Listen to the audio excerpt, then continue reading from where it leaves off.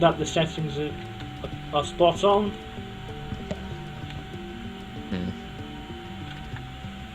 So I'm quite amazed how quickly it got going. Actually, usually takes a good 5-10 minutes, but you know what? Can't complain.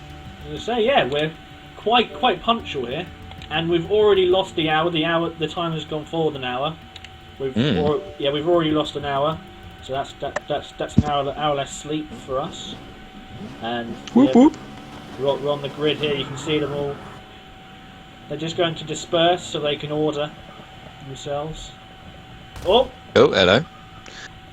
Restart already. Yes, there's been a restart. Well, that was that was very quick. Yeah, that was a quick 2 hours. Same time next week, lads. Yeah. Well, so I think we should probably fill people in as to who are the contenders for this stint, who to watch out for. Well, yes. F4H are top of the LMP1 last time I checked. They were ahead of me. Oh no, we were actually ahead of them going to Stint 4, and then I had the lag out. So yes, as the moment. That swung it the other way. But then also, unfortunately, Trash was in the wars, and then he lagged out. So I'm not sure how they stack up in respect to the others. Let's have a look at the live timing. Yes, the live timing at the moment shows the Porsche of F4H Red Sonja, I think that's how you pronounce it, in first at the end of Stint 4, followed by HCR Porsche AG Racing. Third we have DBUK Porsche Racing. Fourth F4H G Drive. In fifth LMR Blue Dragon. In sixth NGR Toro Loco. In seventh Tech Life Racing. In eighth SCRL Enduro Boost. In ninth, I think, kind of lost count, we have True Speed LMP1. Yep. In 10th, Quamira Motorsports. In 11th, Benedict Racing. And in 12th, in P1, we have AX4X Renault. Anna Forces, we haven't seen much of what happened in Lobby 2, but they've obviously been going, and you can see they've been going around. It's really close in LMP2 though. So let me rephrase on that. It was very close in LMP2. Unfortunately, my lag out puts us about 10,000 feet behind at best. Unfortunately, so I think it will be Bicoils Motorsport that takes LMP2 winner. I'm hoping that despite our lag out, Bicoils Racing will hopefully take second. Before Stint 5 they were first, and Bicoils Motorsport were second, followed by, there's a 4,000 foot gap there. That was very, very close. I think possibly the closest in all of the classes. Third was F4H Racing. Fourth was Jack Coffee Racing. And fifth you had SCRL Enduro Race the Rainbow. I do like their livery that they've done. Yes. Touch the rainbow, race the rainbow. Thankfully I didn't have to touch the rainbow. Yeah, thankfully we haven't had contact with the car, otherwise our car would have turned to Skittles. Yeah, and that wouldn't have been good. That would not have been good at all. In GTE you have, I want to say it's Team For Sure. I think that's how you have. Yeah, I've heard that it's something else, which I'm not allowed to pronounce. It's, we're trying to keep it strictly PG rating here. The CH, I will say, is pronounced as a K. But I don't know how you get nose from the last bit. Anyway, that's a completely different story. It's an over and umlaut. Yeah. Like Mesut Ozil plays for Arsenal. Yeah.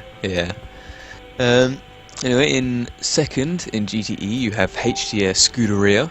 In third F4H Motorsports. Fourth HCR Yamagura. In fifth F4H Black Sheep. In sixth LSR Motorsport. In seventh Last Exit Racing. In 8th, HCR Track 6. And rounding out GTE, Team VPT. That is your order. Yeah, unfortunately, we had an Allied Forces drop out, and then LRT dropped out with minutes to go at the start.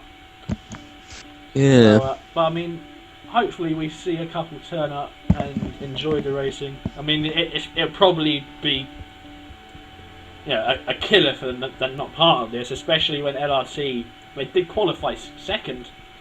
Or no, third behind the fastest HCR team. And Yeah. But Breeze was up there and posted one of the fastest times of it. But it's done on averages. So, Yeah. It's a team effort, guys. Yeah, and looks like we have everything back. I didn't press spectate, so they're probably waiting for me for ages as we spoke. Good job. I want you guys to start in the chat hashtag blame Motorhead. Hashtag blame Chad. We cannot do anything else. So yeah, where will the closest battles be? I mean, in GTE, I think it's just team for sure. So we're calling it from now on. They've just dominated GT. They've won. They've led.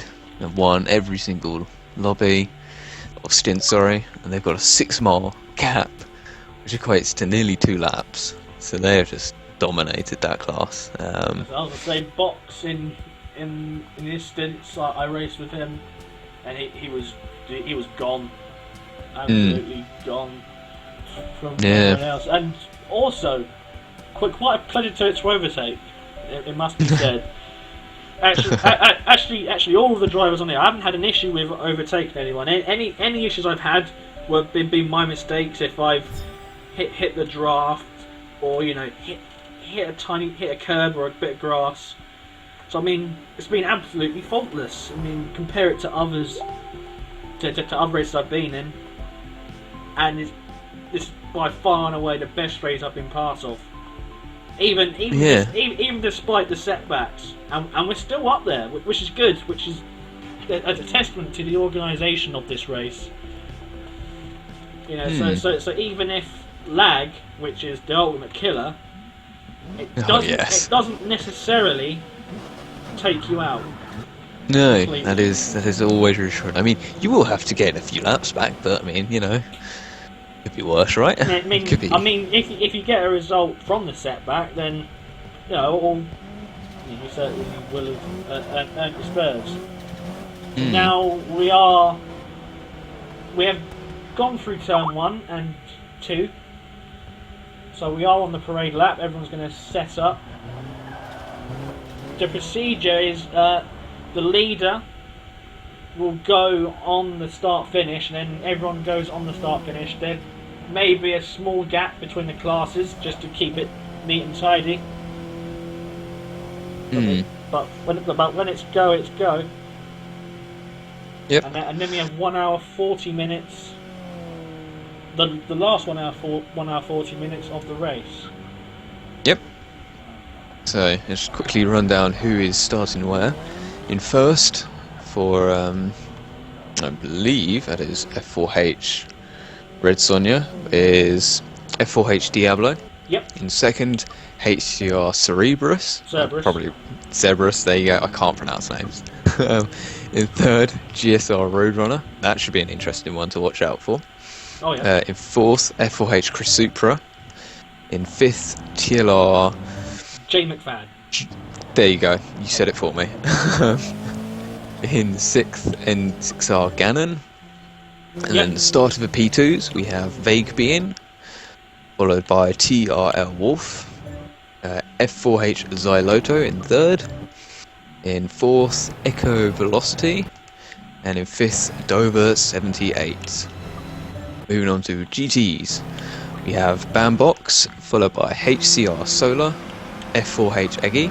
Those two should be fun to watch out for, F4H Eggy and Solar, as they were battling a lot in Stint 1. Oh yeah, they were. After Eggy, we have HCR Belmont, and that rounds out our class. Or, sorry, our stint order.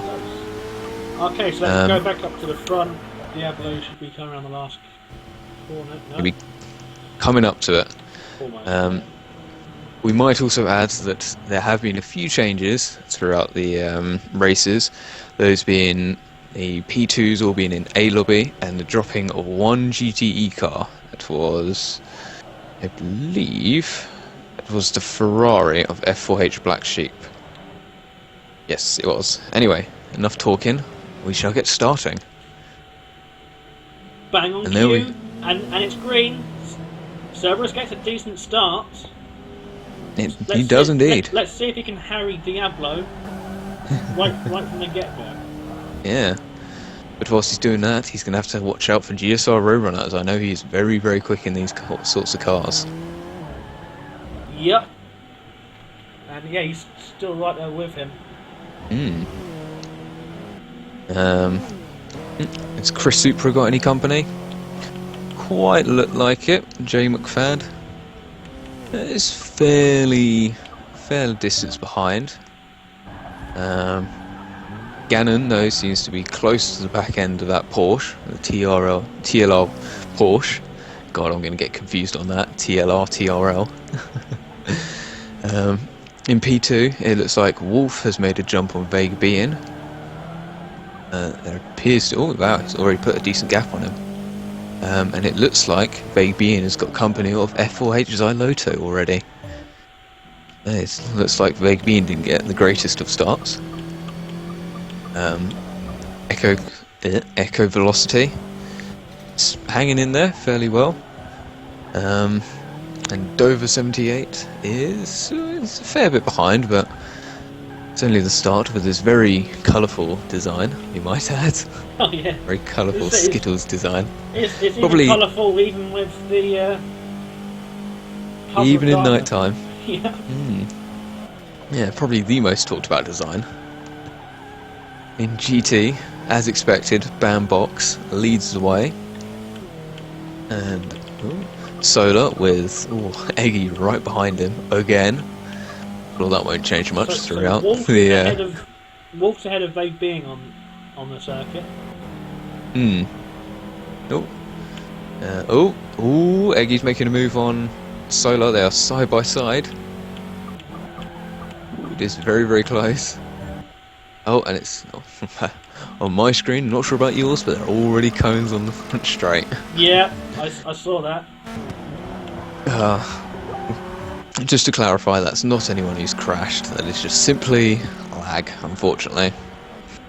Yeah. As the further away you get from cars tend to just jitter around the track, and unfortunately, they end up going through that tyre barrier, which flings tyres all over the place. Yeah, it's weird how they have that one corner, but it doesn't affect any other corner, like the lead onto Tower Turn or coming out of the first sector. Or even, the Corvette Bridge, where they are probably at their closest to the track.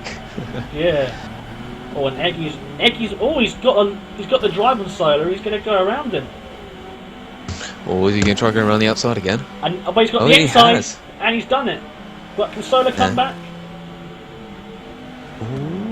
It looks like Eggy's got it for now. I mean, that Porsche has, because of the rear, it's definitely got a lot of go out of the corners. Yeah, it's a very, very solid car out the corners. We definitely saw that for real when the heavens opened. Unfortunately, when the heavens opened on the game, it is just extremely dangerous. So we're lucky here, and the turn gods have given mercy on all of us, and we have a dry race. But we saw in the wet for real. Nick Tandy in that Porsche, he's just unreal. I'm fairly certain that the conditions at the Sebring this year were probably worse than we've got on game. So yeah, I mean, for any of those who watched that, you'll know that about 2 hours of the race got rained off. So that was and lightning's off. Yeah, it did. I'm sure it's probably the lightning that did it. Yeah, you can see. I'd just like to point out that Cerebrus. Sorry, I can't pronounce his name. Has Cerberus. gone into the pits. That's the one. Cerberus has already made a first pit stop. And so is Roadrunner. Is Roadrunner He's now he's fourth on track. fourth on track? Ooh, they must have had a coming together. Ooh, Roadrunner's getting a bit close. Let's have a look at that. The front end of that car. There's no visible markings. Interesting. Well, unfortunately, we've missed that. Waffling away too much. As I say, but Roadrunner has ended up behind Jay McFadden on the racetrack. Yeah, so something must have happened there. Gannon is not too far behind. Yeah.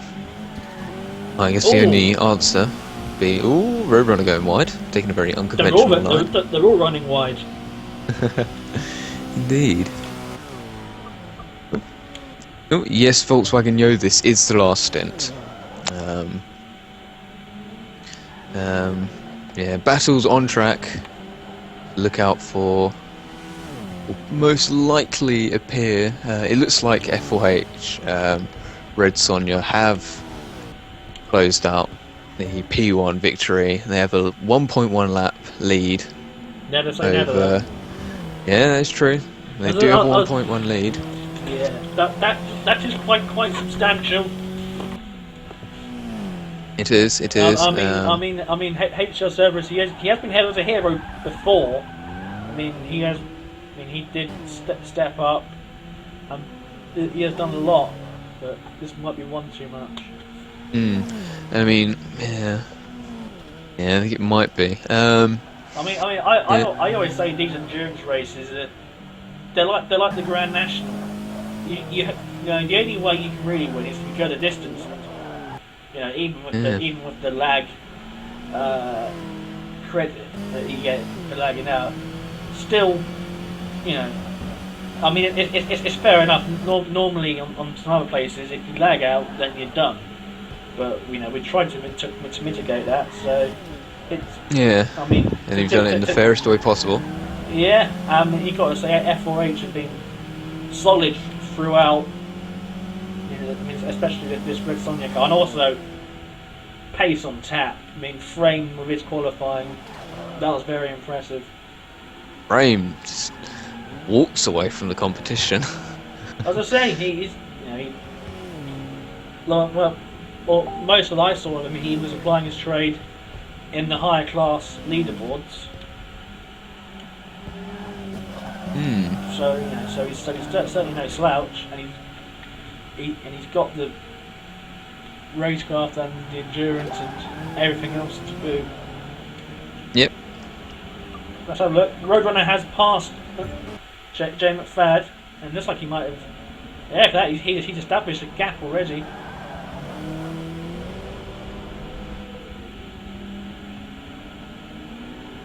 Ooh, a bit wide there, but it doesn't really affect too much, as long as you don't get too squirrely. Looks like Diablo's got a nice, comfortable lead over Chris Supra. So Be interesting. I don't think they'll be battling too much. No. But Chris However, Supra still has a lot of ground to make up, so maybe Chris Supra will try to follow Tyler around. well, I mean, all four was it? Blimina, zoomed out there. Okay, HCR, Porsche AG Racing, DB UK Porsche Racing, and F4HG Driver, all very close. They are. They're all very, very similar. So Cerberus is just he's actually behind the P2. You know, he still is. He's still behind the P2. So I'm not sure what's happened there. Well, he did go into the pit, didn't he? Yeah. I think he must have come out just before the GTs. Yeah, it looks like he's catching up Wolf very quickly. Yeah, Wolf's just coming out of the tower now, and Cerberus is entering. Yeah, there we go. Yeah, I have to say I do like that design on that Porsche. I believe it's based off of the Martini psychedelic car, as it was known as, in the Porsche 917. Yeah, that was it 1970 or 1971? But yeah. 71, I think it was. But yeah, it's a very nice design. Cerberus, he and I were brainstorming ideas on what to paint, There you go, Wolf. Smartly getting way out of the way. We're brainstorming ideas on what would be viable for the car and what would work. So, you know, we were clutching at straws a bit, and then, you know, and then he posted this, and I'm like, "Are you mad?" And then we just agreed. Psychedelic, yes. mate. And then yeah, we just agreed. Yes, this is quite appropriate.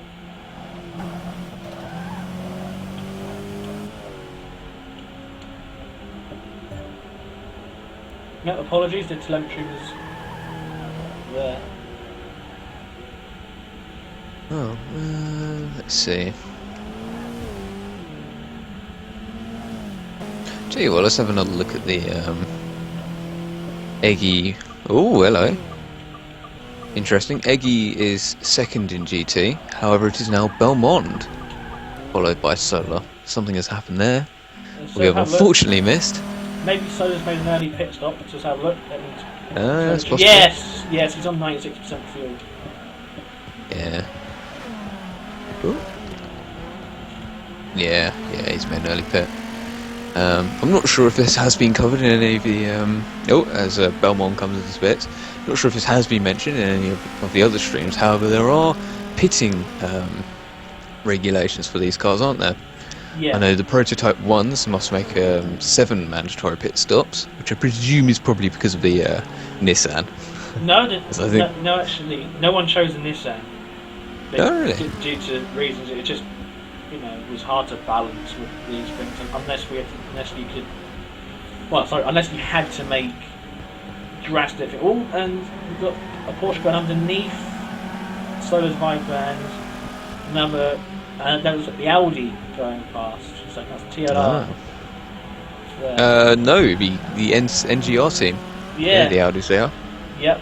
That's right, and then because of that, we did it to cater for the Toyota. Yeah, the Toyota. Ah, I see. Well, anyway, carrying on. The Mazdas, being a spec car, they only have some. They don't have to. They have no minimum pit requirement. Everyone's been saying 2 is impossible, but I managed 2 in the first race, so apparently I'm God or something. So yeah, that's the P2s. And GTs, I believe, have to make 4, do they not? Yeah, 4, because otherwise the Viper, if you're good with it, could make it on 3. The Audi and the Viper, obviously, already is pretty quick. If they can save a pit stop, then they'd be laughing. Yeah, they would indeed.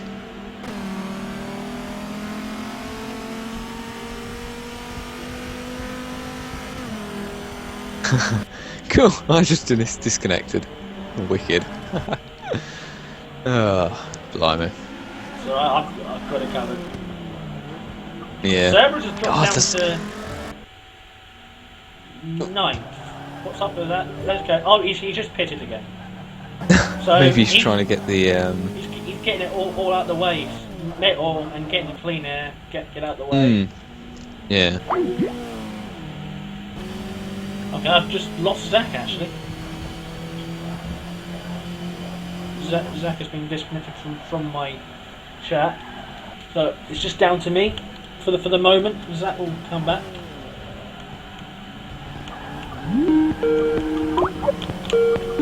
Right on cue.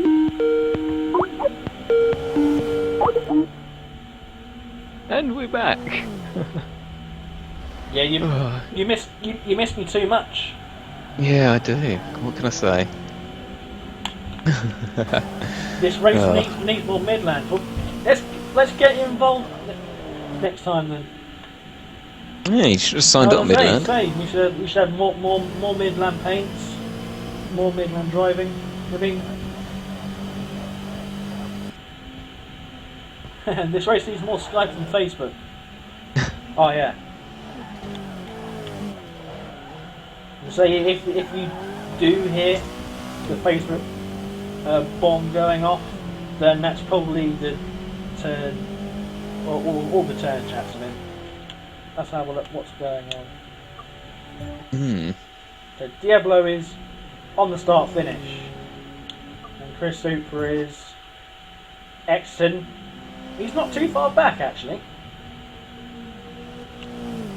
Gannon's third.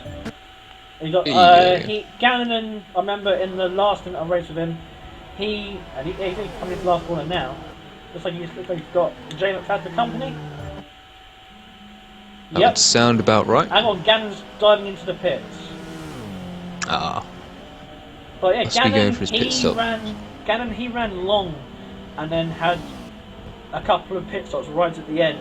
And obviously the Audi does save a little bit over the Toyota, so he can run quite long, run his maximum stint, and then just fill up to the brim and get going again. Yep. Radio, and I'm back. Right. Looks like there's a bit of contact between Diablo and a rainbow car. Or he made the mistake of touching the rainbow, maybe. And I just hopped on board, and it looked like Diablo gave Dover, I believe it is, a slight touch up the backside. Sounds dodgy when you say it like that. But yes, I think they had a bit of a coming together. Oh, looks like nothing serious. Again, Dover has got company. Chris Supra. That'll be Chris Supra. Yep. Ooh, Dover takes a very wide line. Chris Supra manages to get through unscathed by the looks of it. And that's quite brave for a P1 just to nick a corner from LMP2. I think I did that once in my 2 and a bit hours. To answer your question, Midland, it is TRL Wolf in first, in P2, followed by Vague Being. Let's have a look at the action no, they're not close. They're not as close as I thought. It looks like, Xylota is really hanging with Vague Being. So Wolf is at Tower as of now. And Vague Being is coming round. He's not too far back. He's got maybe 1,000 foot lead. He has. Let's have a look at Xylota. Yeah, he's right with him. Let's have a look. I think F4H Racing will probably be Bicycles Racing's newest target, or nemesis, after losing what is probably 1,500 feet, there or thereabouts. So yeah, they'll have to contend with F4H Racing, who appear to have had very steady stints. Really had a lag out as of yet. Hopefully no commentator's curse. I am touching wood. Yeah, they appear to have had very solid stints. I know Nitro had a few issues in stint 5, but to answer your question, Midland, TRL Wolf here.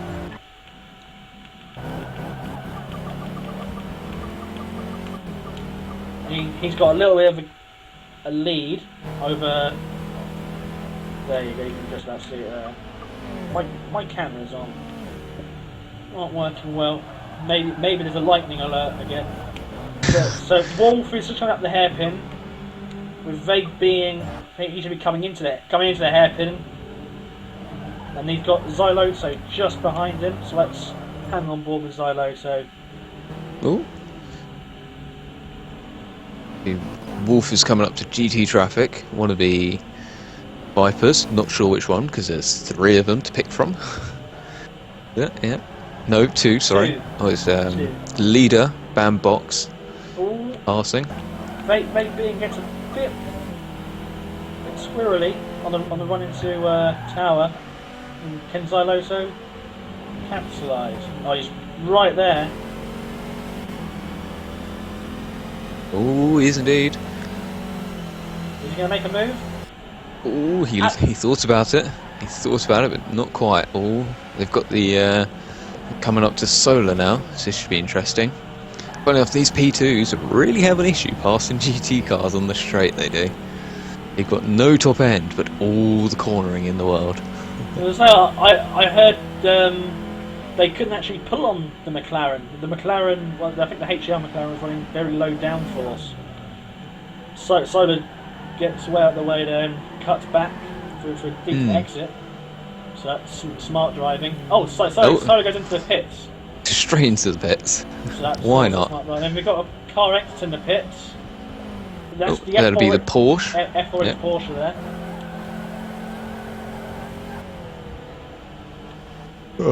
To answer your question, Midland, yes, sign-ups are still open. I do believe. As I say, there's spaces available. It's just obviously not for this race because we're not far from ending it. Oh yes, certainly not. Yeah.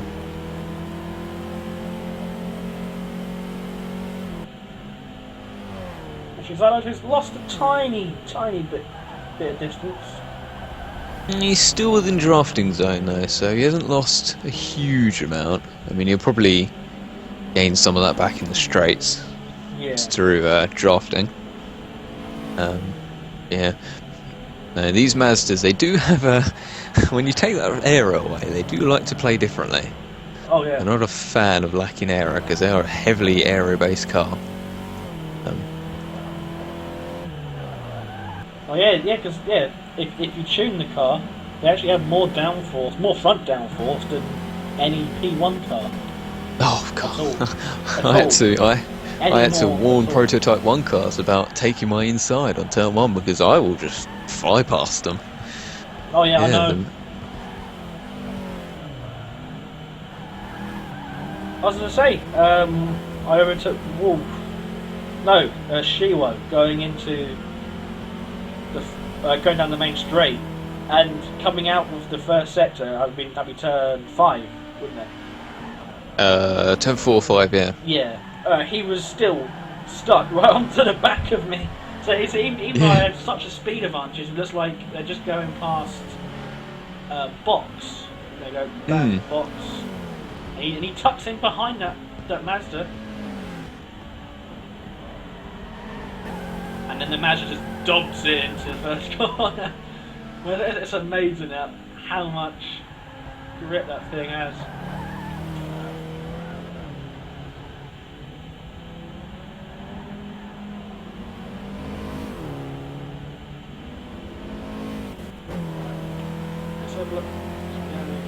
Cerberus has made his way through the pack and see how far he's behind Jay McFadden. So Cerberus is coming into the back sector and Jay McFadden, he's way down the back straight. That's Cerberus in the background there that you'll be seeing. So a straight. So yeah. 2,000 foot difference? Yeah, it's a split difference and that's about right. Hmm. Because from the last corner to there is 1,000. Hmm. It doesn't look like it, but and certainly the prototypes travel a long way in a very short amount of time. So, yeah, so yeah, it's quite sizable.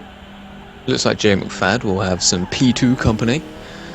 Well, not very soon, the Skittles car. Hopefully he doesn't touch the rainbow, but only races the rainbow.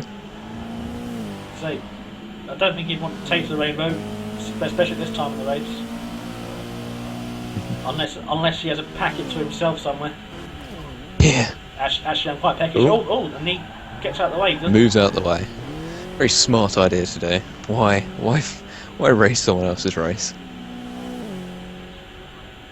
Looked like he did go very deep on the brakes. But I think he might have just been moving out of the way. Yeah. So, Jay McFadden to Gannon. See the difference there is. Not much at all. So Gannon just coming out of tower. Jay McFadden will be next through. Oh, he's already through. So if we go back to Gannon and get that view from the back straight there. So there's the gap. So we're viewing Gannon now, and the next car behind him, car immediately behind,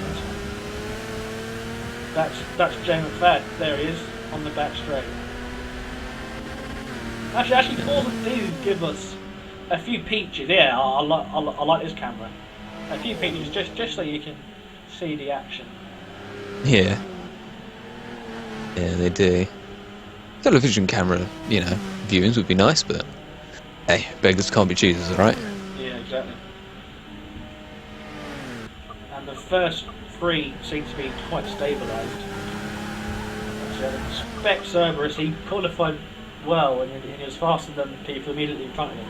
So maybe he's playing the long game, racing his own race.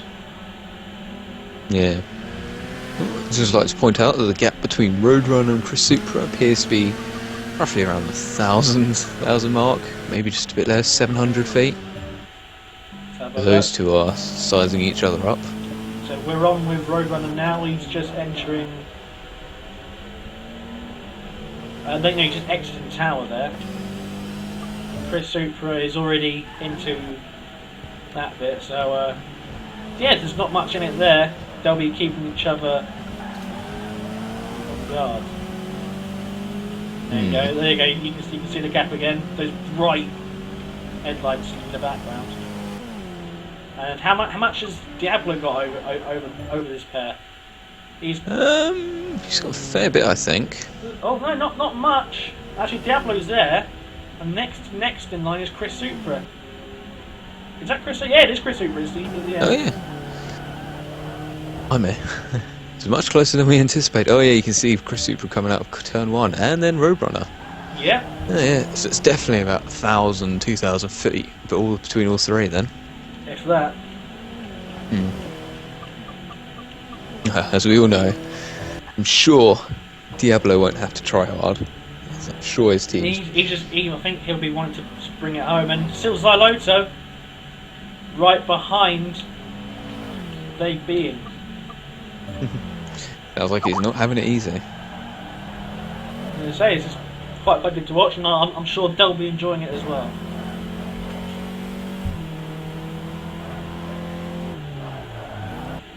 Look, Bambox, how's he doing? Oh. Still looks to be on his own, you know, having an easy race, bringing it home. So how Echo Velocity's getting on in respect to everyone else. He's still hanging in there. I say I feel quite bad for Velocity's team because they looked to be one of the top contenders in E2, but unfortunately, Jack Coffey had his lag out, which really hurt the team. Yeah. I think they were at one point first. I think, if I'm not mistaken. I think after Stint 2 they might have been about third or first. Sorry, I think they were. So they were doing very well. Yeah, that's unfortunate. Looks like he's a P1 for company. Oh, no. And is that Roadrunner going? That'll be Roadrunner, yeah. And he actually makes the move stick. Just about avoids them all. Wow. Actually, that's some bravery. I wouldn't want to be directly behind the Mazda at that point. Hey. Because otherwise I think I would have hit the wall. No, sorry about that. Look how boxed on the main straight. He was just recently passed by the pair that we saw there. Looks like Eggy's. Nothing around him. Nothing at all. Nope. Next up is Eggy. Let's see how far the distance is. Eggy's got all the room in the world. He's got a lot of peace, and he's got an Audi right behind him. not for long. Makes you wonder if Solar and Belmont are just playing the pit game. Perhaps. I mean that Viper we know can go long, so that early pit stop won't.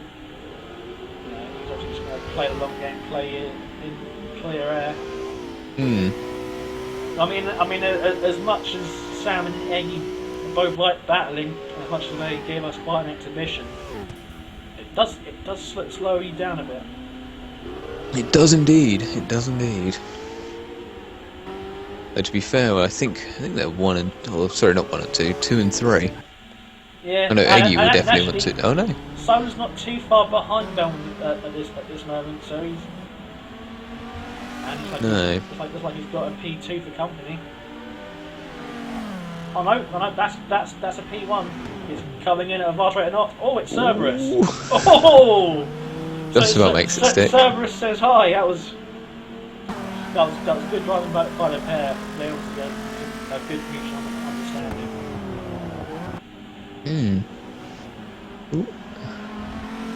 At least we know after 12 hours they still haven't lost anything there. Indeed. Today Cerberus opened for us and he's closing for us. So he's been on all this time, still doesn't miss an opportunity, doesn't miss a lead. Yeah.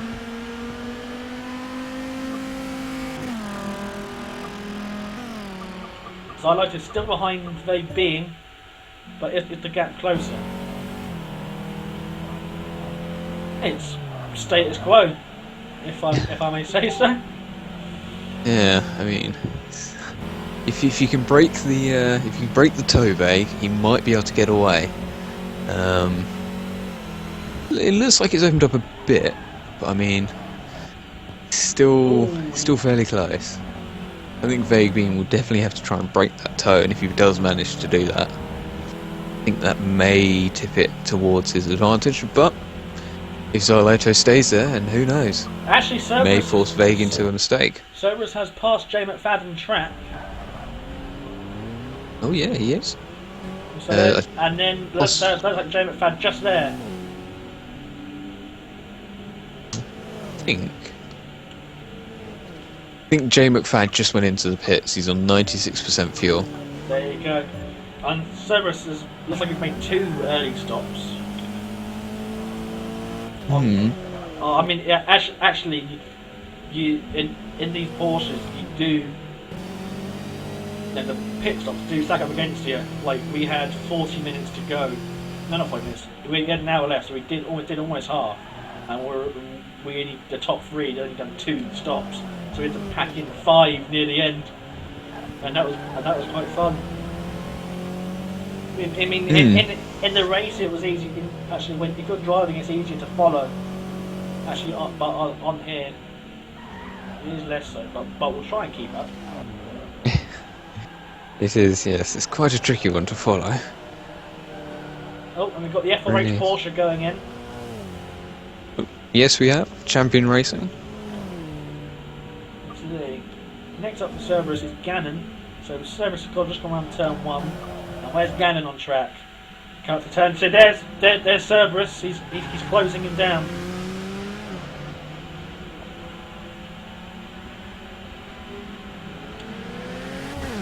Up the road is GSR Roadrunner. He's already gone. Looks like he's half a lap ahead, coming into the second half of the track, just as he gets past an LMP2. I'll tell you how much time was roughly left. We've been going for 45 minutes, so we have roughly an hour left. Or 55. If I quickly back out, it might tell us how much. Might tell me how much time is remaining. Ooh, I wouldn't I'll do be that. able to give you. I wouldn't do that. Oh, it's fine. Because then if you join it may glitch out for you and have people in positions they shouldn't be.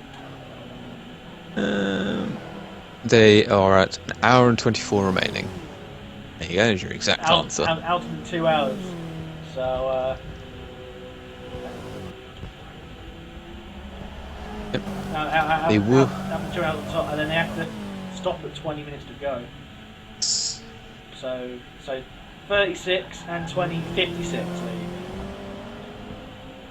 So we were quite accurate. Yeah, it was a good guesstimate. No, I cheated. I roughly knew what time we started off at, and then just hit the exports guide menu. Cheat. No, it's been called resourceful. let's go on board with Gannon. Oh yeah, Cerberus is much closer now. Let's.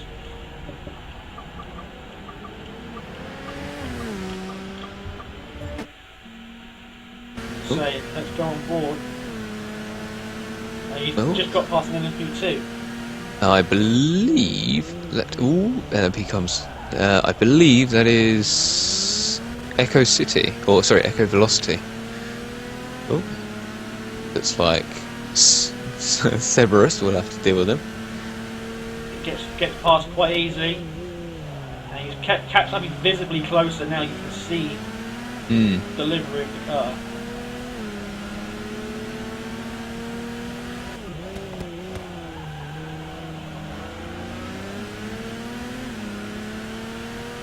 And I'd imagine the Porsche will have the legs on the straight as well. Yeah, possibly. So it does have a lot of abundant power. Yes. And also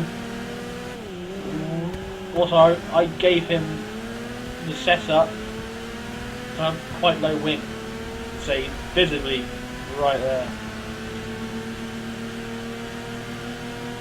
I think he might be gaining. It's hard to tell from these camera angles. Definitely. Well, it runs wide. I think Gannon did too. They both ran wide, yeah. So Cerberus would have been.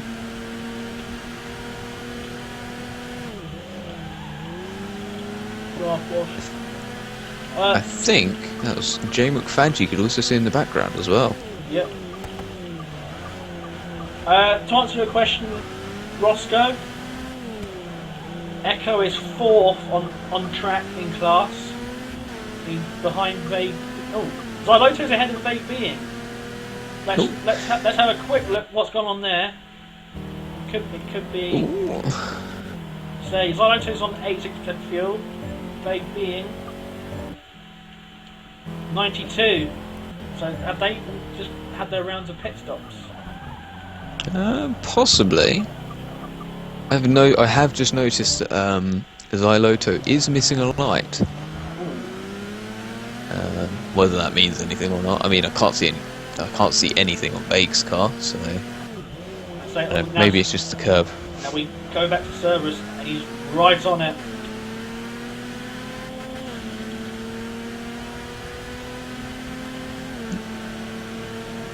Solar to answer. Solar's now. Oh, Solar, that's an early third pit stop. But he was ahead of Belmont on the track as he joined the pit.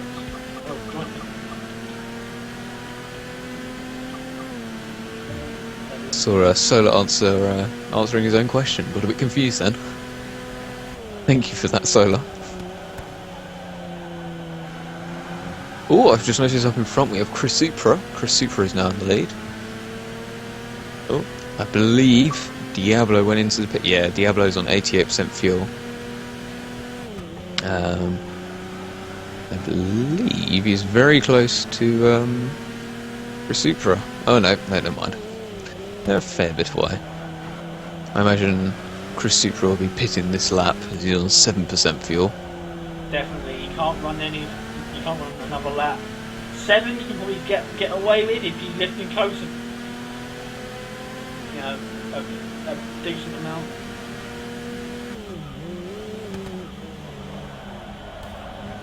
I think we have lost some. We have. Looks like Dover. We've lost Dover 78. Yeah. He just left the party. That's unfortunate. It is. It is unfortunate. Really close again. I mean, the only, constitution that they get is they don't lose any more places. I guess that's always a good thing. Yes, maybe. And you do get the lag out, so you're not completely hung out to dry if it does happen again. Oh, Gannon's a bit squirrely. Cerberus is really close. Let's see if he can get a run onto the back straight.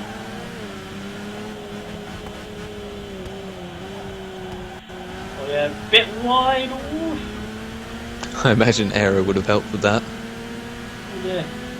And actually, just rear facing camera, you don't see what they're overtaking coming up. Going a bit wide on entry, but you can cut back for the exit. Cerberus does the same, but he rags it. Xyloto running very, very wide there, nearly hits the wall.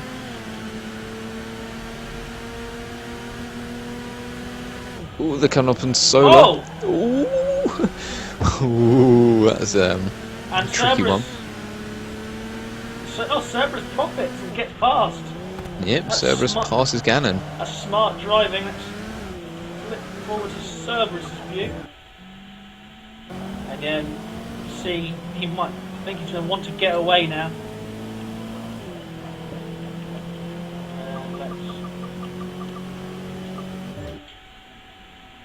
Cerberus and Gannon are coming up to the GT car of what I believe is Belmont. Yep. Easily finds the way around. So Belmont won't make it hard for anyone No. there. It looks like that Cerberus has managed to put a bit of a gap on Belmont, on Gannon, sorry. Yeah, it's very hard to pass here because the cars do understeer, and because of the all-wheel drive, Forza seems to make the cars understeer a bit more. Yeah. Because of that. And then also, if you're in the draft of someone behind you, it's incredibly hard to make up ground. Oh yes. Oh, interesting bit... line there by Cerberus. I mean, I know we're allowed to touch the curb, but it's the wrong side of the curb, I'm afraid.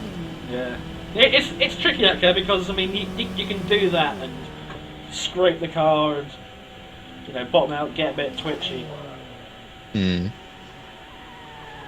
So looks like Cerberus has that one. Whoa! You don't want to get too close like that to any sides. I'd just like to point out that GSR Roadrunner and Chris Supra very, very close on track, easily visible within the same shot. Yeah. So looks like Cerberus has that one under control, and hopefully he doesn't scratch the paint too much. It is his paint, but I hope it doesn't scratch it too much. Let's have a look what Roadrunner's doing. Oh, and we snap straight on board. He's quite a way in front, but he is right behind Chris Supra. I think they've got about half a lap over Cerberus. Whether that's because of pits or not, I'm not entirely sure, as unfortunately we can't follow it that well. Yeah, Cerberus they make a couple of early stops. Drift 300 in the chat. WTF. What's up, Drift?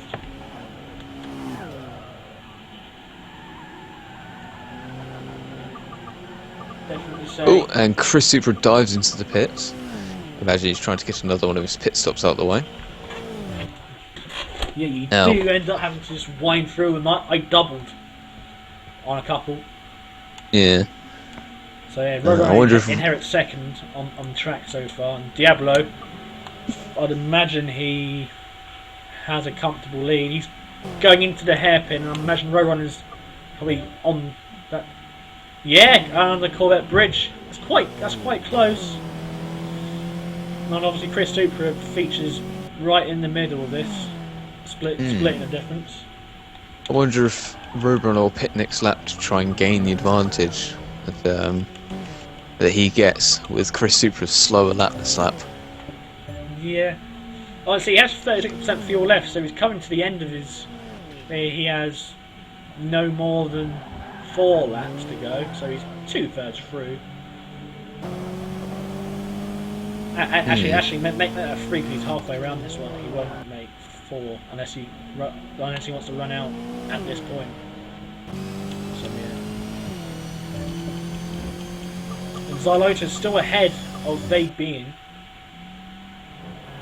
Have they split strategies? 64% fuel for Xylota. Actually, that might be VEC in the background. So he's going under Corvette Bridge now, and VEC right there. Under. Yeah, still on similar fuel strategies. 70% and 63. I think about a lap's difference between the two. I know the Mazdas do about 5-6% per lap. Yeah. Echo Velocity is behind VEC, so they're coming out of the hairpin. Echo Velocity, he is. Ooh, where is he?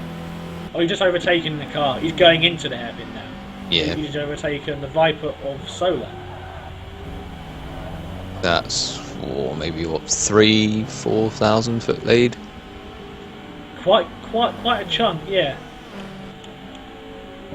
And say that's the only LMP2 do we have there? How much gap does Wolf have over the others? And see how far he is in his stint. So, oh wow, Wolf's already crossing the start finish 60%, so similar to the others. And Xyloto, I imagine, would be in the last sector. Yeah, they're on the back straight as Wolf is finishing. I think Xyloto might be using a tad bit more fuel than Wolf. Might be running on the back straight. Slightly more aero, perhaps. Possibly, yeah. Yes. Oh. Oh, he's playing football with the tyres. Yeah. He punted that one. Very much. Very much so. Oh, we have a car coming out of pit as Vague Being goes around the corner. The white headlights, that could be a McLaren or a P1 car. It looks like it's a P1 of, I think that's Roadrunner. No, sorry, it's Gannon. My mistake. Gannon's freshened up his tyres. So Vague Being will now have the P1 company of Gannon, who should easily be able to pass on this straight. Oh, and he's already done. Oh, Roadrunner just dives into the pits. That was timed like Swiss public transport. I'm proud of myself for that one.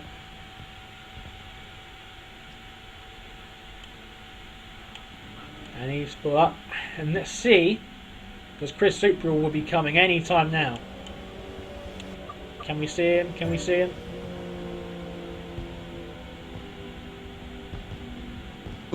Ooh. Oh, I think this is him now. I think this there is he is. Now. Oh, has Roadrunner done it? Oh! Not quite. It is close. It is very close though. Yeah, Chris Supral's just got him, and he's on fresher tyres and warm tyres. He will. But Yeah. Roadrunner's still there. It's really well played to manage the cold tyres.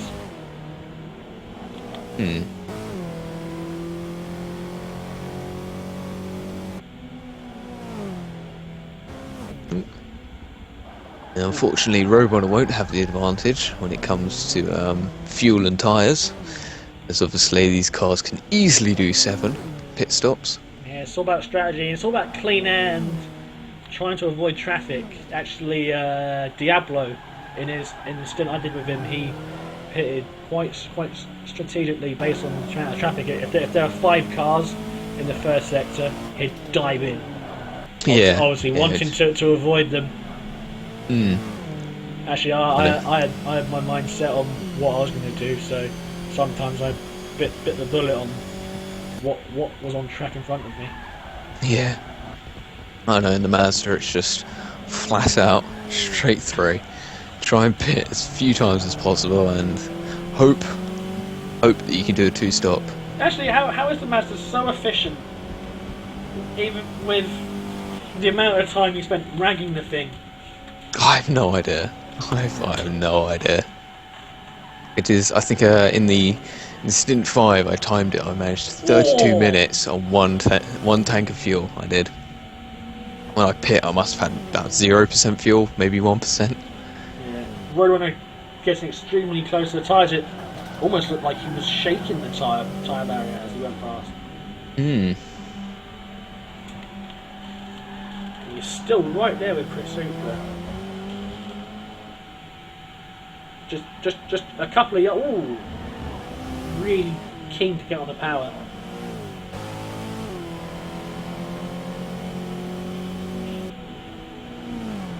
Yeah, it's confirmation of the Skittles car. That's unfortunate. They were doing. How were they getting on?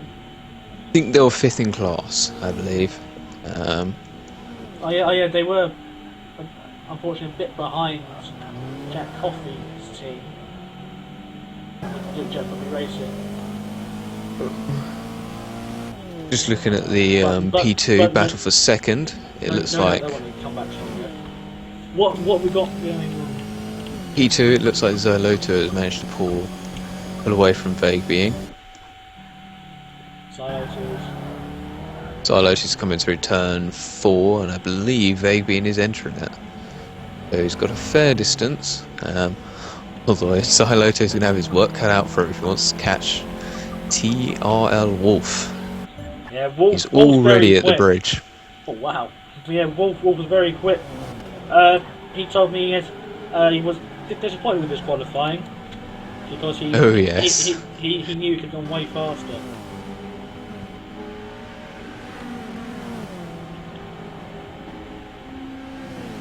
But still, it's the race that counts. It is. As we have Chris Supra getting past a couple of GTs. Followed by the Roadrunner, who might have been held up a bit.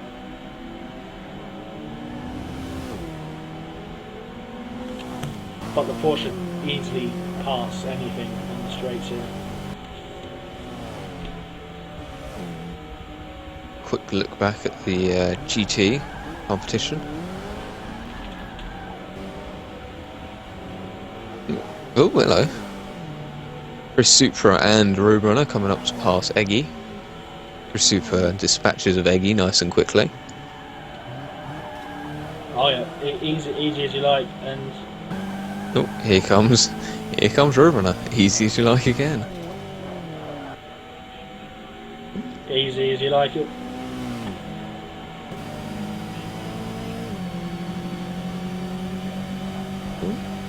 Looks like Belmond is very close to Eggy, not a huge amount in it. And Solar is right behind Belmond. Oh, here we go. So they're all very, very close. The party's getting started here. Let's have a look how they are. So Eggy on 78% fuel. Belmond, oh, he's on 43%, so he's been quite a while on the stint. And Solar 56%, so he's obviously still going since his last stop as well. But let's just have a quick look, see what they're doing relative to each other. Solar ragging it around that last corner. See, a bit of a four-wheel drift. Oh, and Belmond pits. That releases Solar. And maybe that'd be what, pit 3 possibly? I believe that'll be Belmond's third, because he has to stretch the pit stops a bit more than Solar has to. So, could we see Solar versus Eggy again? But there's quite a gap, and I don't think Eggy would want to give it up too much.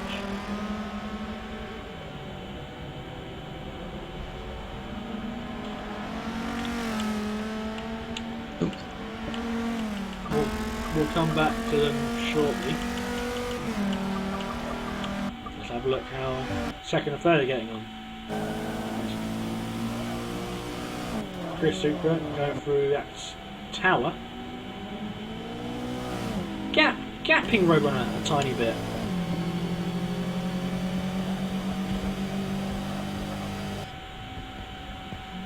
But Roadrunner is by no means out of it. Nope. No, he isn't. Diablo, he's out in front still. He has... Yeah, he's already round the last corner, starting the next lap. It looks like he's just overtaken Bam Box. Bam Box has been quiet, but obviously that means he's just been pounding around. And at the pace that Box brings, that means he'd be pulling out advantages left, right, and centre. So look, the demo's just been in the pits as well, so he's actually a healthy margin ahead now. And the Screwtape Brad has made another pit stop. Oh, Chris Supra. Oh, that's a big slide by Roadrunner. Chris Supra and Roadrunner have got the company of interesting line by Roadrunner. We're going to be dispatching of the... who is it? I don't know who it is. 4th place P2 car. Echo. The Echo. Echo Yes. Velocity. That's the one. So we've got the pair here. So Roadrunner coming under the bridge as we get towards Tower. Or something, I don't know why they're making the bridge. Oh no, I think it's something.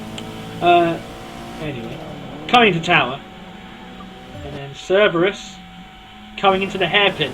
So obviously Ceres's long game is starting to pay off. Roadrunner taking in few interesting lines through some of these corners. Oh. Roadrunner just passing box now.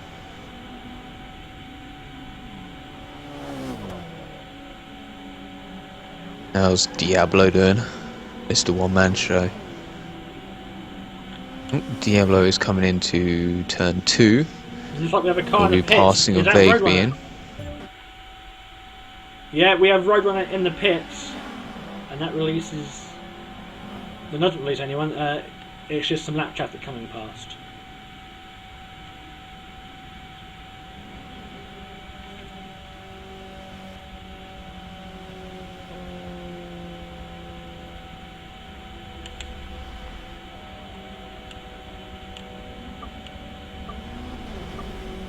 Let's have a look. That might bring him on par with Cerberus, as he's coming around the last corner now.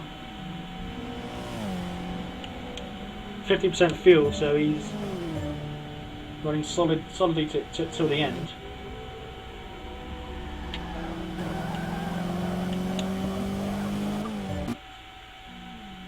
And Roadrunner still quite a margin ahead.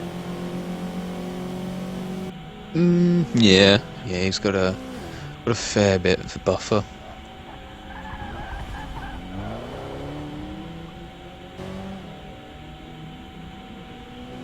Yeah.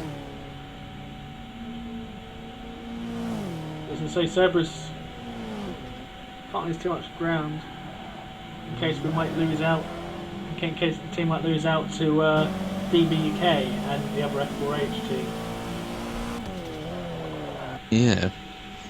But we'll see how his long game plays out.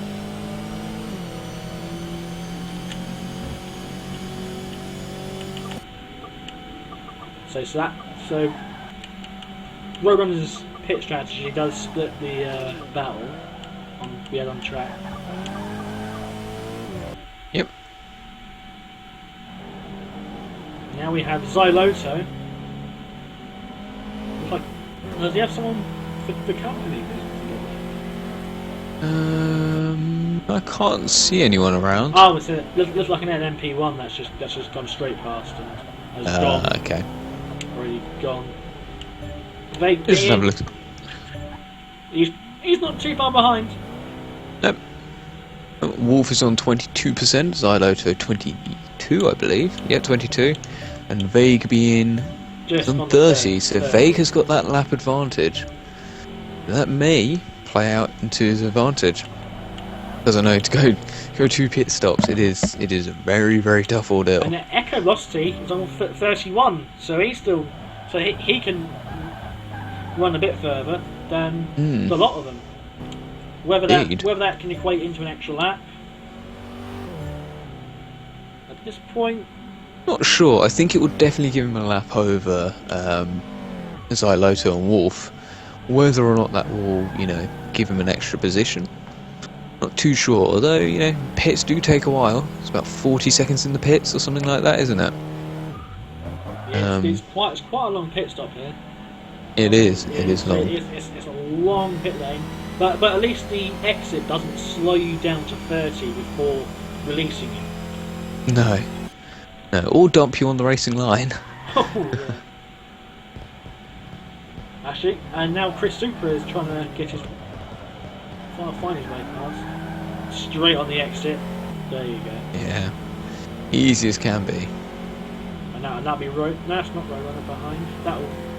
Oh! Yes, it should be Roadrunner. That's a lagged out car, like things.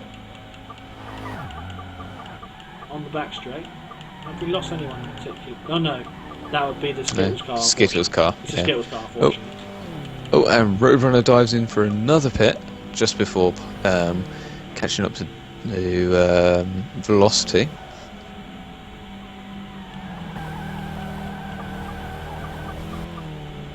Refuels and ready to go. So Chris Hooper is already coming out of the first sector, and Diablo, I'd imagine, he's probably running quite long, just from his track position. Oh yeah, well he's I'd say half a lap ahead, almost. Obviously, just Probably wants to be selfish and lead the entire race. yeah, pole to flag. So all he's got to do is just keep going, and that should be F4H's victory. Yep, he could really just throw a lap away, still win, I think, providing Monkey and General getting around. Getting a lap. Maybe Wolf, ERL Wolf, maybe passing. Oh, is that Wolf going into the pit? Wolf pits. Wolf pits, interesting. How long have we got left? Exactly. 6:22. Put us. Oh, it's interesting. He pits with 15% fuel. It's interesting. Maybe he maybe he knows he's going to have to free stop. So possibly, yeah. I mean, I would have thought he'd be able to get another 2 laps out of those. And of those, and Vague Being and Xyloto have just gone past. Except it's Xyloto in P1 for P2. yeah, he inherits that. Obviously, how long do they have? Xyloto has another lap or 2, including this one, and I reckon Vague will have, if he can stretch his fuel, 4 laps. Although I very much doubt it.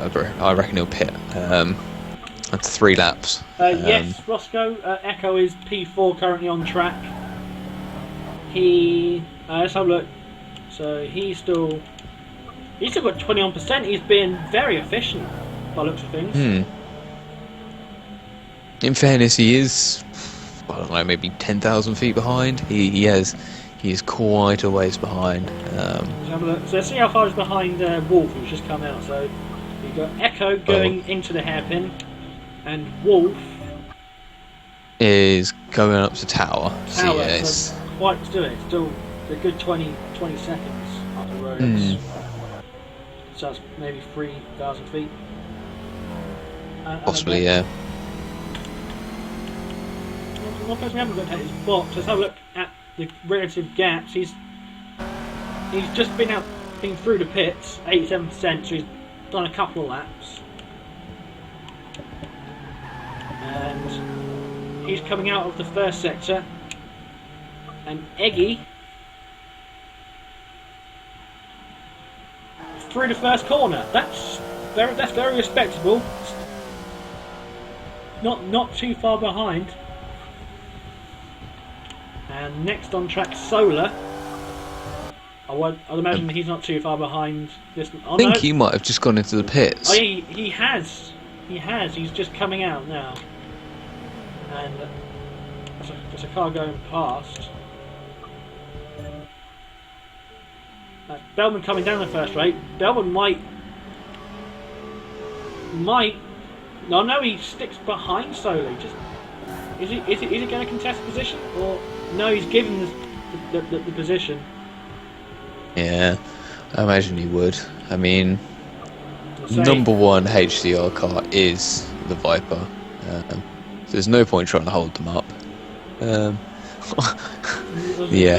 Viper with the team name Scuderia. Yeah, so it's not the it's not we have team orders that we just would kind of try to think the best of all of us. And let's say Fox is that far ahead, so being half a lap, over half a lap ahead of the pair. And I believe that's their last pit stops. Solar, I think Solar can run to the end.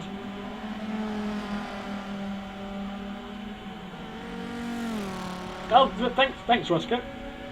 If you'd like to hear more of us, I do a session every week with Solar. We do the Masters Season 3 North America.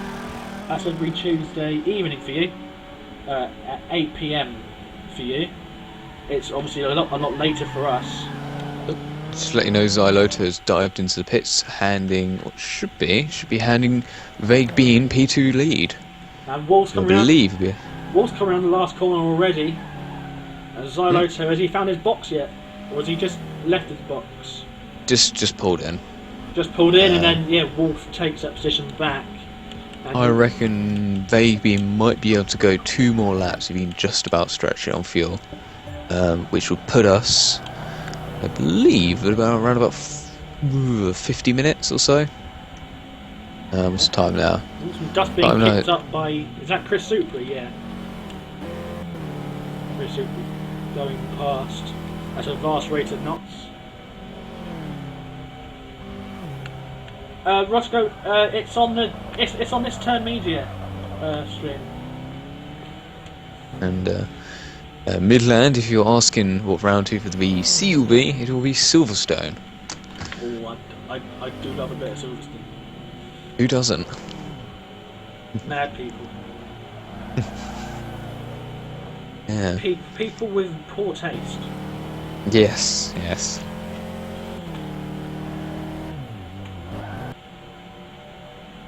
As I say, I kind of half hope that there'll be some wet stints because Oh gosh. I've set some quick times at Silverstone in the wet in P class. Yeah. But, I mean, I've always had good luck in the wet, but I mean, come on. Yeah. I mean, we had a race in the wet for Masters season 3. Yeah, and Midland's quite correct there. You'll be flat out everywhere. Yeah, you'll be taking cops flat out. The whole thing will be flat out. No Volkswagen. This is actually round 1. This has been turned into a point scoring round. It is not pre-season anymore. This is an official point scoring round. And Vageby dives into the pits. I think he contemplated about making it going for another lap. 5%. That would put him on bingo. If we went an extra lap, doable. And yeah, that fuel goes in. Quite a lot. Away he goes. And Wolf now inherits the lead again. And Xyloto picks up 2nd place. Yep, that is him going past now. Yeah, Wolf's already gone underneath the Corvette bridge. The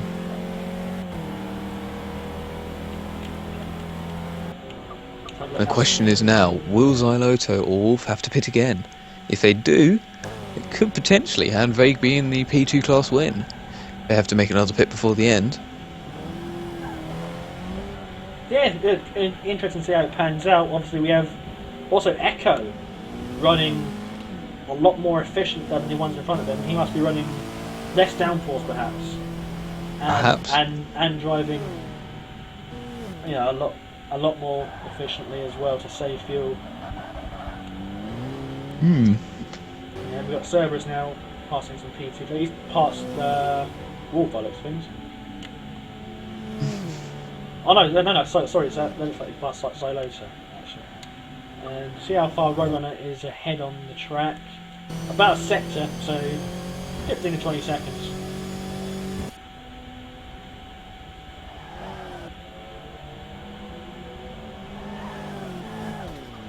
Yeah, well, welcome Frame. Hope you're enjoying this. Seeing Tyler out in front for you guys. Yeah, there he is. He's coming into the hairpin now. Chris Supra coming out of the first sector. So there's a straight between them. Yeah, short shipping works because you do sit on a power. You don't want to rev too hard in that Mazda, because you do drop off right at the top. And also, if you short shift, you get a bit of the torque, which is quite nice. That thing has torque for days. And grip for days. just no top speed for days. Well, clearly I must be doing something completely, something right. So I'm just flat out. I'm just flat out all the time. Just managed to make it. If it didn't have any more power, it could contend with P1s on certain tracks. Quick update. Cerberus has actually managed to pass Roadrunner. Roadrunner just come out the pits. Just out the pits, yeah. And Cerberus is on about half fuel. And he's lighting up on its sides as he passes another LMP2. That looks like no, it looks like Silota again, who Diablo passed just now. Hmm.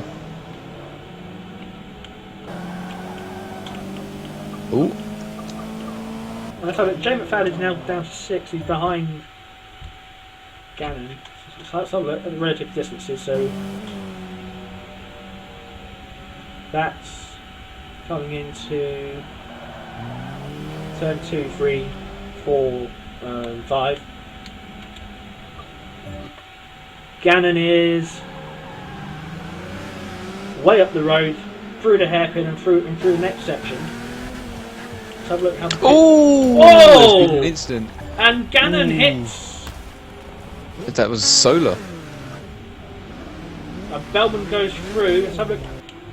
Yeah, 100% rear damage, and the Audi has been busted quite severely. And instead of any damage to Solar, Solar won't be happy there. I think Gannon was front. trying to go around the outside, and 100 front for Solar, and 100% engine as well. That's going to Solar a huge amount of distance. That is. He's still got the straight to go down. That is unfortunate.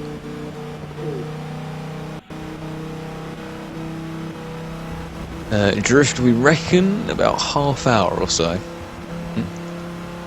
Solo doing the right thing and pulling off to the track. Yeah, about 20 minutes. I'd make that to go, and so that's a huge amount of time lost for Solar. He's getting out of the way of everyone. He's going around the grass. Yeah, I think what happened there is Gannon tried to go up the. I don't know, it looked interesting because Solar was on the outside. I think they had some sort of collision or something, and Gannon went onto the grass and just came straight. It looked like he came straight across in front of in front of Solar. So I don't know. I don't know if he hit tyre barrier or something, but it's a peculiar incident. And yeah, Solar that is a big shame. Solar's made it to the pit. That's a fantastic effort. And yeah, there's Gannon in the pits as well, fixing his portion of damage. Seems to be a bit of a recurring issue for Vipers at Sebring. Oh dear, yeah. So, as I say here, there goes Box's Viper through. Box now lap ahead. Ooh. Ooh, Sounds like Solar has a few things to say.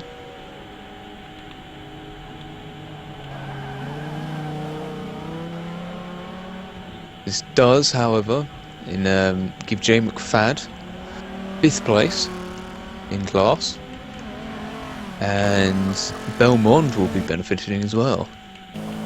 So, I think Belmont's driving to keep up the others. And to try and to secure a podium, both HDR teams and GT were trying to keep up and contest with F4H. Eggy's obviously, as Belmont pits. Perhaps he can go the distance. From here, with he should easily make that, as we have like TLR going through.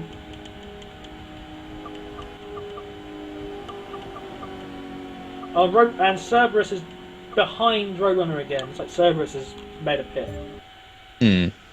But we'll see how it plays out, because obviously Cerberus pitted early and had a few longer stints.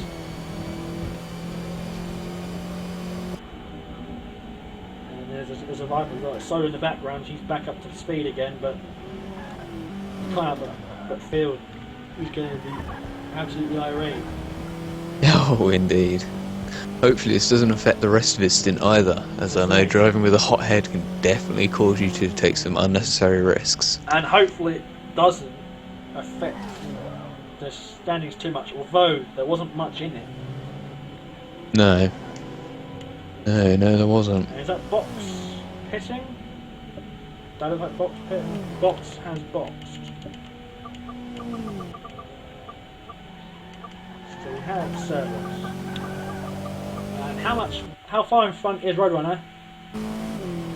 That's like going down towards the hairpin. It is. Not much in it. I'm gonna say, depending on how many pit stops these guys have got to make, is going to be the difference. Indeed, indeed. And he's coming up to a P2. I think that might be TRL Wolf, and it looks like yes, it is. Ooh! Wolf had to give him the apex. Yeah, if you ask politely, you can receive. That's true. So I wouldn't have. I mean, to be fair to Wolf, he has got quite a distance, so he hasn't got too much to worry about. He can afford to do stuff like that. Yeah, but I mean, we saw with Solar, if it goes wrong, you get a huge amount of damage, especially in prototypes. The aero damage is just such a killer. It is. Like, hey Exiled, yeah, the talking point so far, you just missed it. Ganon and Solar had an incident on the running into tower. Both had heavy damage. Solar is extremely irate. Understandably as well. Yeah, we'll hear about it. I'm sure that I imagine there'll be a steward's inquiry about that. Yeah.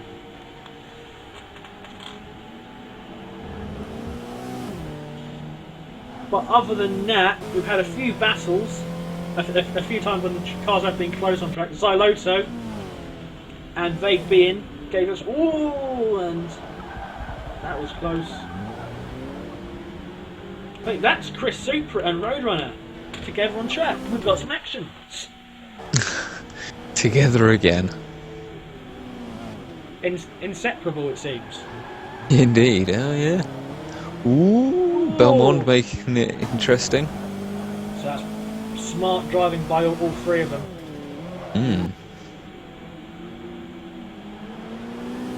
It says, okay, Chris Supra's just come out of the pits.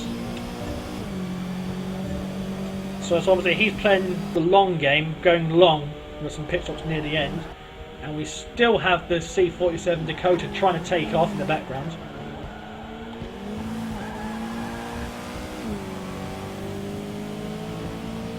And some fireworks. The celebrations have already begun for someone. And a helicopter doing the moonwalk. Why not? Whilst tilting forwards is the amazing thing. So I've flown in a Merlin simulator. It doesn't do that. It went forward into the ground. There's some dust being kicked up. They're still running on the edge. Actually, it's amazing the amount of grip these cars have. You can rag it on the edge, use all the curbs and beyond, and still have just enough grip. Tell you what, one thing I've been surprised about is I haven't heard any complaints. Well, obviously we've heard complaints, but no incidents involving the curbs, which is amazing. This is how horrible they are. Oh no, I had one minor fluff at the start of my first stint.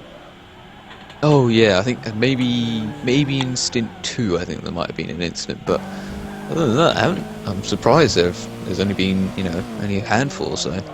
Oh no, we did find some cat's eyes in the road. Cat's eyes? Yeah. Interesting. Yeah, because if you hit them a certain way, it does end up like scrubbing against the floor of the car. I lost quite a massive chunk of time to Diablo by just hitting a random bump in the road. I know turn 2, there's, depending on how you attack the curb, you can encounter a random bump, Oh, it's yeah. like a foot away from the curb. Oh, the Roadrunner dives into the pits. And that will give Also- Cerberus third place back. Yeah, it will. Will indeed. Where else? Oh, yeah, the hairpin. There Oh, you here go. comes Cerberus. Yep, There he comes, straight through. clean as can be. Say, okay, so that's well on a brim. Oh, and here comes another car, possibly a P2. The Bikers Motorsport of ERL Wolf coming through. Cerberus, a third of the way through his stint.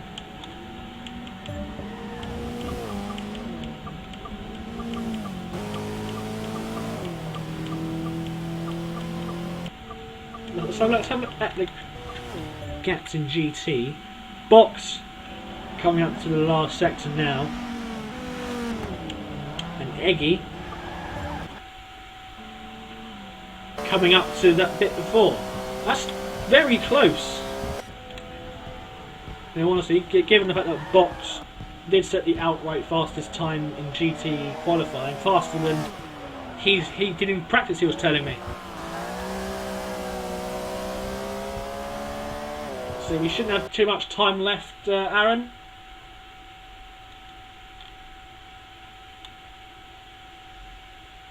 What, maybe 10 minutes or so? Yeah, probably a bit longer than that. Maybe 20? Not sure what's the time. No, all that. Yeah, so...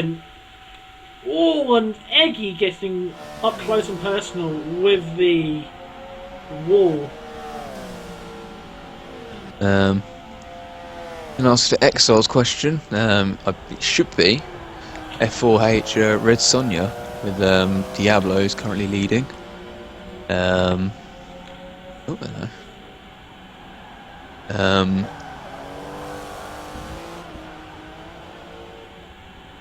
Oh no, Stingray lagged out. I believe in Stint 5. It turns out. Was he on? He was on. Oh no, F4H G Drive. Oh, that's unfortunate. Only Stingray's had a lag out.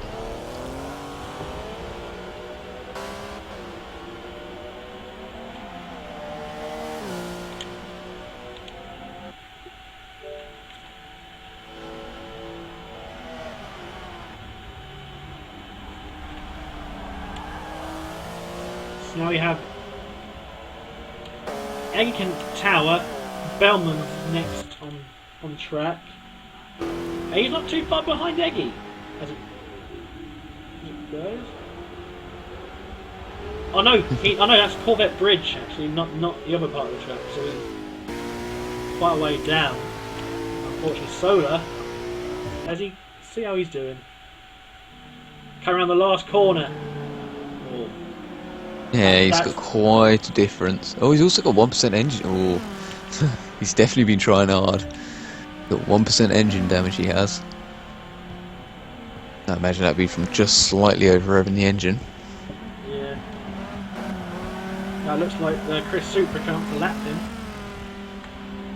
No, that was the P2 actually P2. of Echo. Echo Velocity, eh? So came around that corner at quite a fast velocity. That was a terrible pun. I'm sorry for that. Just no. Please no. So angry with internet gods. I hear you. I hear you, Chad. Oh, and Echo's taking the grass route, and that means Solar goes past again. Oh. Oh. And now Echo. Cerberus is pit. Oh, yeah, go on. And now Echo gets the job done.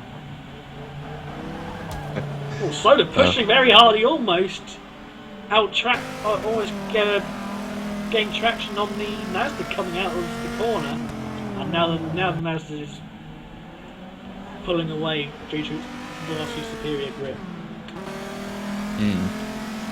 Oh. You might want to take a look at P1. And Chris Supra and Roadrunner found themselves together again. like it. Can't seem to get enough of us. Sorry, enough of each other. But it's fantastic to watch. Oh, Roadrunner runs very, very deep. So did he pull up in time? Looked like he's back going again. But he's Possibly lost. outbrake himself. Definitely. Either that or you can hit the curve. If you hit the curve there, quite bad. But they both pass Eggy. Actually, Roadrunner taking what a curve on that left. That curve normally can be bad news sometimes. Yeah, it can.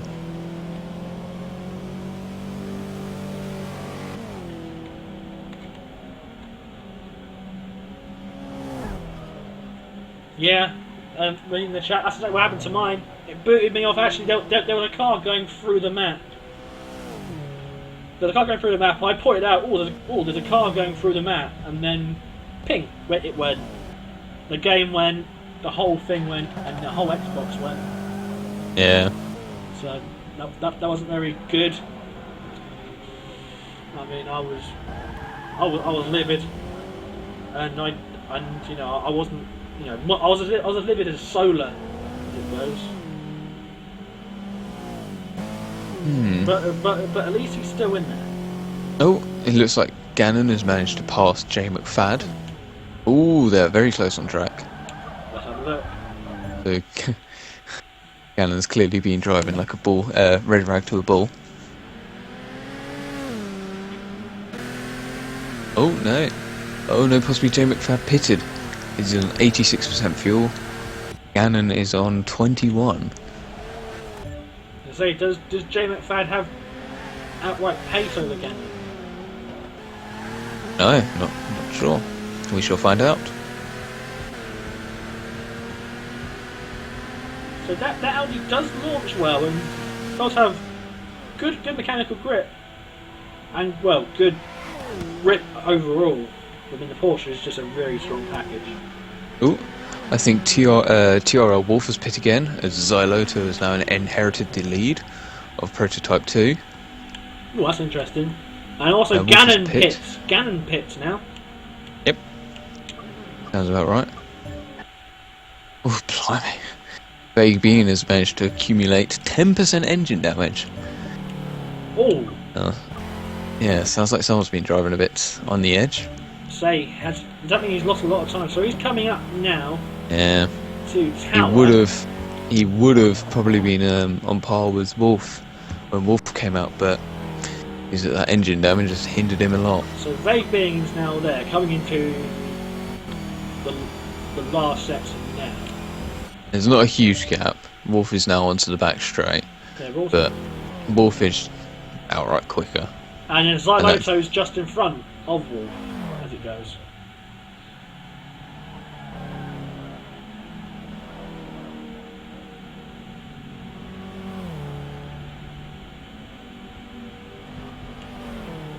Let's see.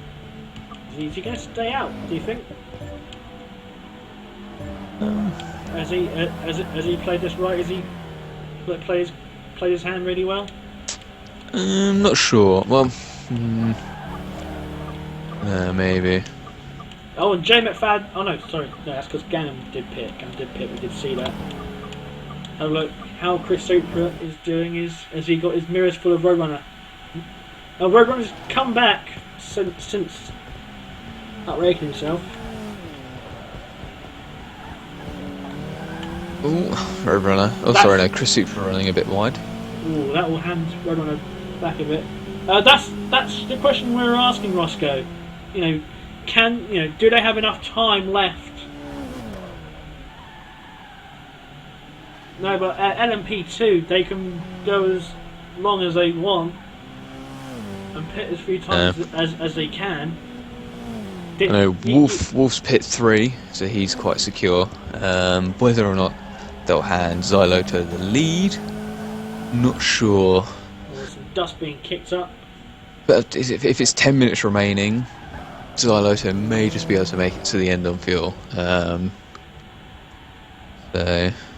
I mean, I very much doubt Roadrunner will be able to... sorry, not Roadrunner. Vague Bean will have anything in response with his 10% engine damage. I mean, the car's down A power anyway. 12%. Oh, 12% it is now. Yeah. Yeah. So he's going to lose even more ground now. Hey, I mean, he's saved 10% fuel. So, you know, if he's going for fuel saving, he's doing that well. Oh, yeah. So everyone else... Sideload's got 25% left. So that's 4... Yeah, he's down 24 now, so that's 4%, 4 laps. Including this one, you'd say. Or do you think... Oh, he runs wide! But brings it back. Cooley continues. Obviously, he was more relaxed than we were. Indeed. Yeah. Yeah, Roscoe. If Echo is been really efficient and saves a stop, then yeah, you can do it. Especially if you say that you're short shifting and saving fuel. It all depends on if he can profit on track with that. Because he is behind. What was that? If you get close to the F4H Porsche, they obviously won't have any issues there. F4H on F4H. No, I don't think I don't think Echo will be able to pass VEC. I mean, VEC's got a huge gap. I mean, he's coming into tower now. I expect Echo will be coming out of turn 2 or 3. Oh no, sorry, he's going into a hairpin. No, he's got quite a gap.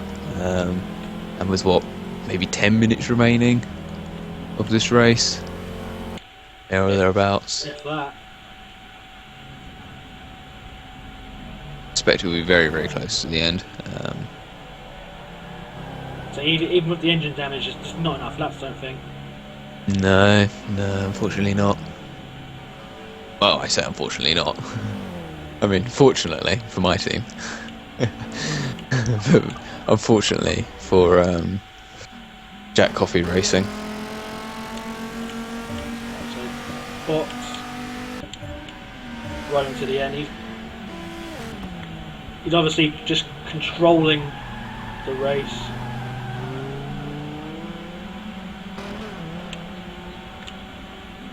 He's coming out the hairpin now.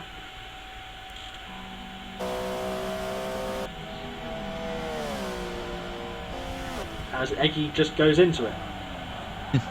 Looks like an LMP2 has just passed him and is making his way down the road. Bellman will be a bit far back compared to this. Has Solar caught up to Belmont at all?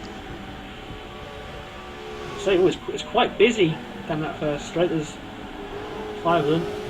Whereas you have just have to lift out of P1 coming. Is that?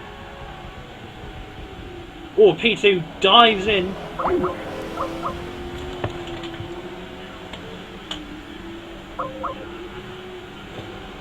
What happened there? 4 minutes. Soda says 4 minutes. So, I'm having such good luck with internet connection tonight. So hang on. 4 minutes to go, or just a bit less. Oh! Xylota getting extremely close to the pit. Not the pits, the other wall, the outside wall. 13% fuel left for less than 4 minutes. He could do this. I mean, 4 minutes is about 2 laps, isn't it? So. 2 and a bit. Well, yeah, 2 and a bit. I'd do 52s. So 2 and a bit. And that it'd be even less than that now. So fantastic job if he can do that. Wolf obviously pushing the car a bit harder, and he's not too far behind as it goes.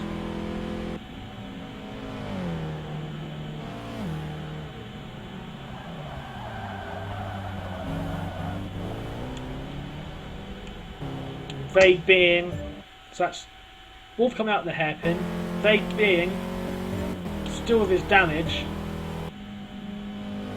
coming into the hairpin. So not actually lost too much to Wolf, but then again, Wolf's got a pit on him.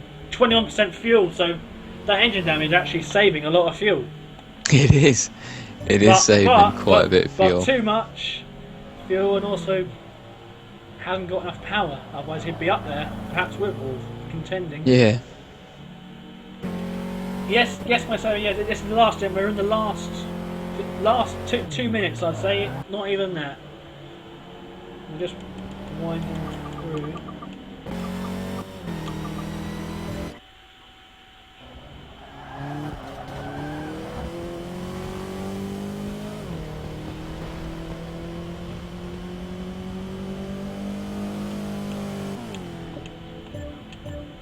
So Diablo controlling it out front.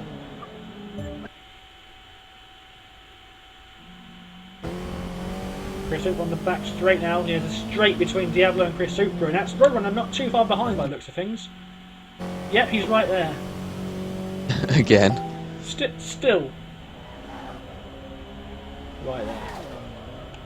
Cerberus is next down the road, and he should be on the back straight. He's on the back straight now. Not too far behind the lot of them.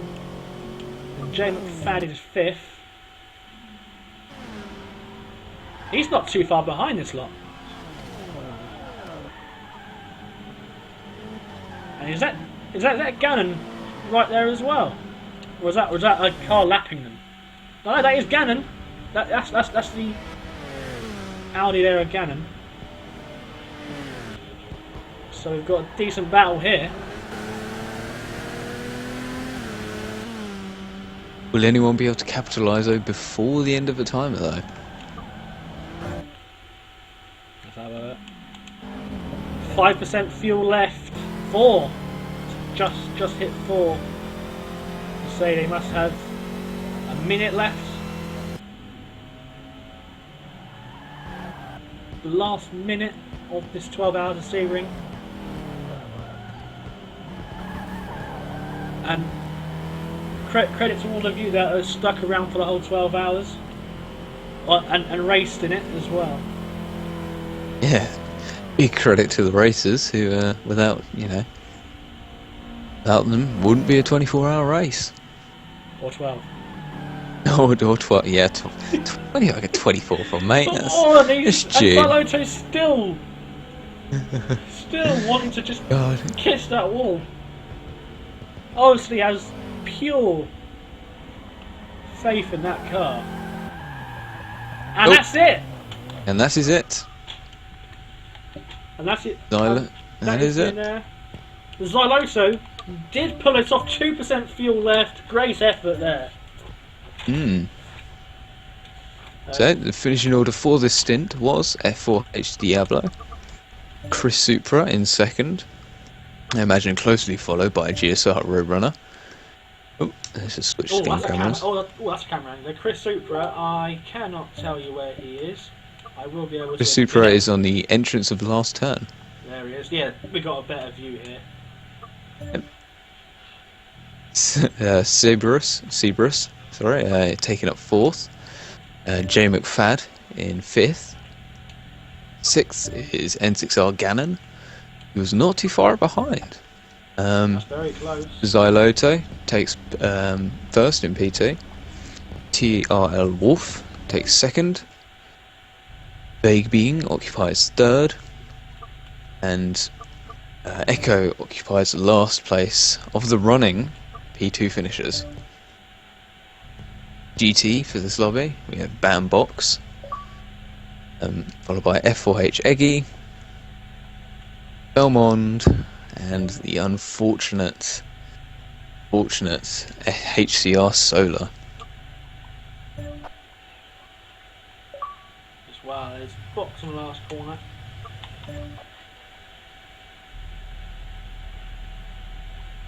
Eggy on the back straight. Great effort by him. Bellman ends up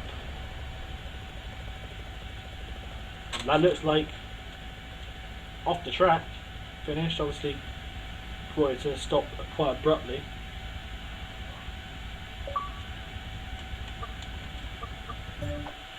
Solar finishing on the start finish.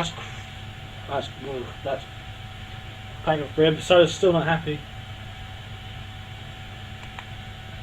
So like, especially losing over a lap to box.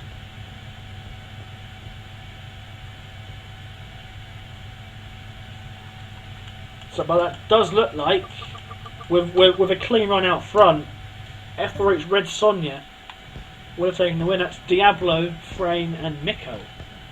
Well, yeah, providing that Frame, although I very much doubt he had any issues, finished first. Or had a healthy lead. I mean, like I say, very much doubt that happened. Yeah. So, as far as I'm aware, he it seems to be quite a flawless race for them. Obviously some battles, but they've come through with only minor issues at most. Yep. And I believe it'll be Bicycles Motorsport that takes the win for P2. I mean, hopefully, my team, Bicycles Racing, came second, but we shall see. I mean, that class was it looked to be very, very competitive. Oh, yeah. Unfortunately, for some it didn't quite work out, myself included. But hey, I guess that's racing on Forza for you. In GTE, I think that will be, pretty much just the team for sure who takes the win. Fuchsröhre. Yeah. I'll have to get a proper German box. Yeah. Please say that for me. Yeah. Second will be interesting. Say that's all up in the air, considering Solar got hit and taken out because he was defending that position. And they're just collecting the data for this stint. Yeah. Results will probably be sorted out a hour from now. But I mean, we are still yet to see. Actually, see Stint 4. We're going to put in Stint 5 and 6. So Stint 5, yeah. At the same time, Jack, I believe, has all of the data.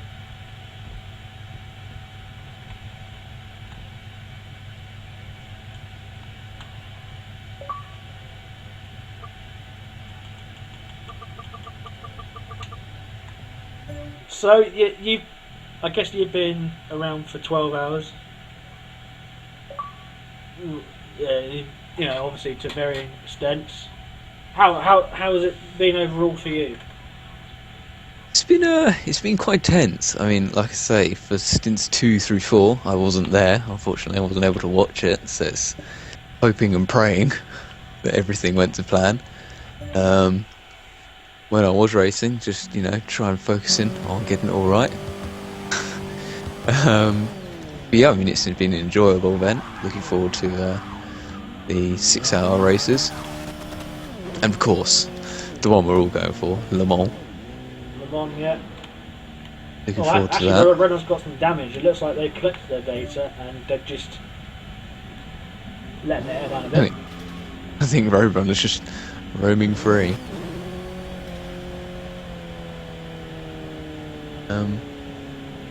Yeah, I mean, obviously, congratulations to the winners. Yes, it's great to have you with us, Exile, watching. Yeah, as I say, if you do feel like having one, and racing in one, there'll definitely be a seat for you.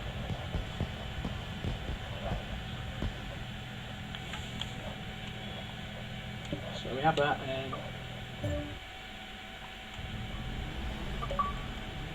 Actually, Diablo has left the lobby. He obviously just wants to get out. And yeah, everyone's leaving the party, as I'm sure you can see. Yeah, must have collected all the results. That concludes the turn Sebring 12 hours endurance race for the VEC round 1. Round 1, yeah. Jeremiah, unfortunately, we actually just finished. We've done 12 hours, and but for sure, next round is at Silverstone. There's 6 hours at Silverstone. Yep. And yeah, do check out the link. Do check out the website, sign up, and get involved. We'd love to see you there. I'd love to have more P2 cars too. Yeah, hopefully we get a few more to add to the grid, and to add to add to that competition as well. There's obviously a good 4 cars, right within contention of each other.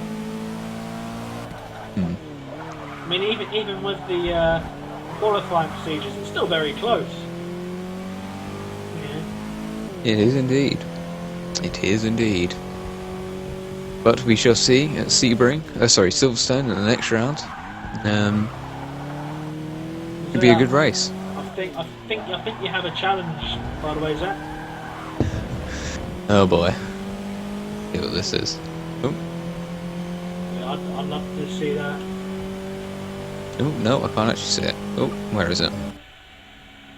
No, but you yeah. and Zeta. Oh well, we all know that'd just be a one-way show, a me show. I mean, you're more than welcome to try Midland, but I hope you're going easy on you.